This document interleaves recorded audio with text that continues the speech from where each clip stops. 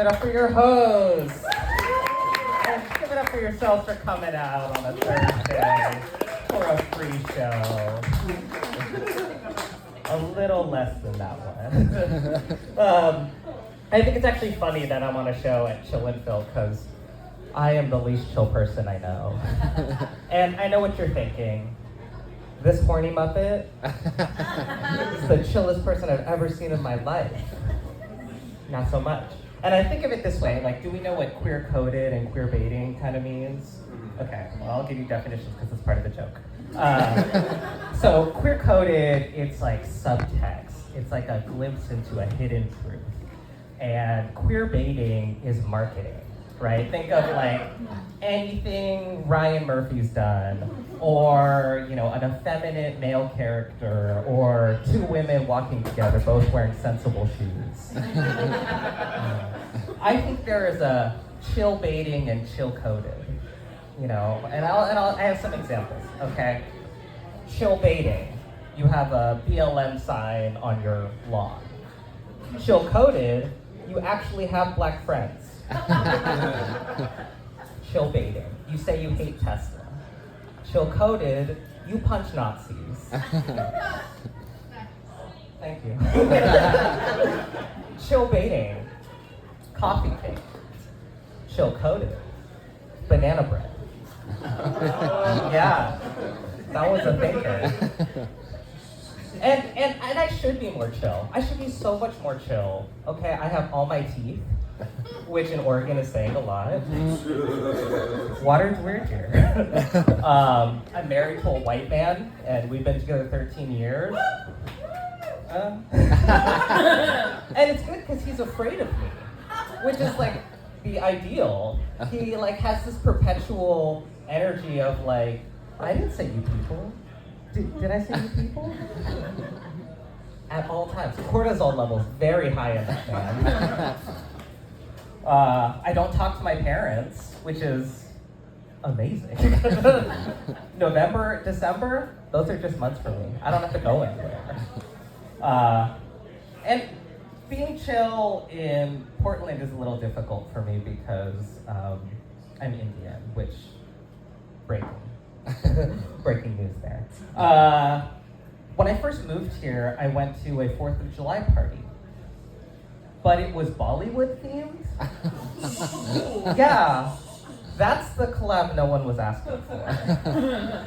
And when I walked in, I was the only person of color there at this Bollywood party. And I know there's a lot of like public sentiment around DEI right now, and rolling it back is really difficult for a lot of us.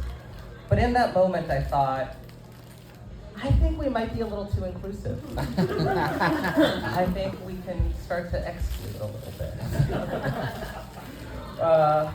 And I'm not good at being Indian. There aren't really TED Talks for it. Whenever I like tell someone I'm Indian, or they usually ask, they always want to like talk about their favorite food to eat or like their favorite restaurant. And it's always a white person, and they get that like little twinkle and sparkle in their eye, and they say how much they love palak paneer. And I just have to say, what the fuck is that? What did you call me? Because I am not good at being Indian. Here's an example. When my family came here, we went to an American Indian Baptist church. Except we were the wrong kind of Indian for the church. Yeah. We were 4 Indian people at a Native American church 4 years, and no one talked about it, either side. And that collective delusion is probably why I do comedy. And why I say I'm a quarter Cherokee. Unless, are there actual Native American people here? Self-identify right now. Because I was a joke. Actually, no, because no one said it. I am quarter Cherokee. Good luck fact-checking that. And, since we're all friends here, And there are like 2 Indians in this country, which, again, my poor parents. I sort of like wonder, is it our fault we were confused? Or was it America's fault we were confused? But really, there's really 2.5 Indians in this country. And the half being white women who say namaste after yoga. Thank you for your service. I live in a nice neighborhood. Do you guys live in a nice neighborhood? No? Well, I guess no neighborhood's nice. No, actually mine is. And I know it is because, do we know the Nextdoor app? Yeah, I love it. It's like a farmer's market and Project 2025 in one. and we have like our own internal version of that in our neighborhood, which I call the White Fright Hotline. And it's like anytime you have like extra tomatoes in your garden, or you're like afraid of a person of color in the neighborhood, you just hit up the hotline, which is just a big group chat. And this one time, someone said, the garage door is open and I'm really scared. Can like someone come and help? And if you have tomatoes, you'll get a response in like less than 20 seconds. No one responded to this message. And I'll tell you why. Because we are all in our house sitting there unmurdered. Why would we go to your murder? You can call the cops. Because she's white, she can call the cops.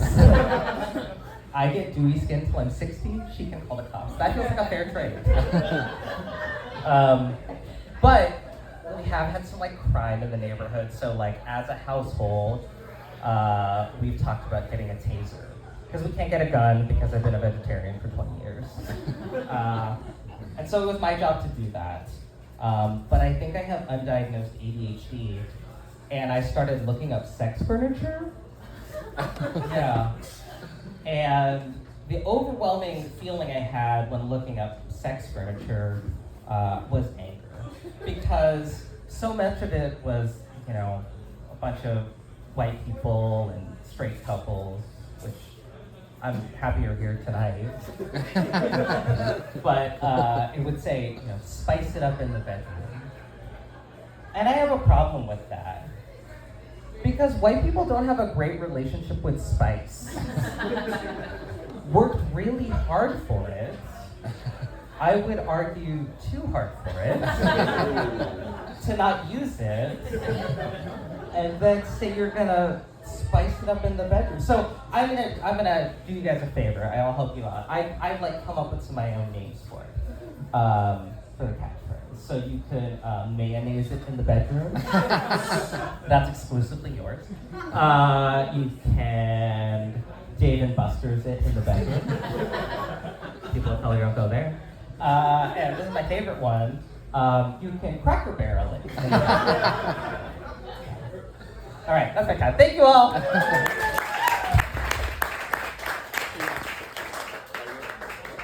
Keep it going for Brian.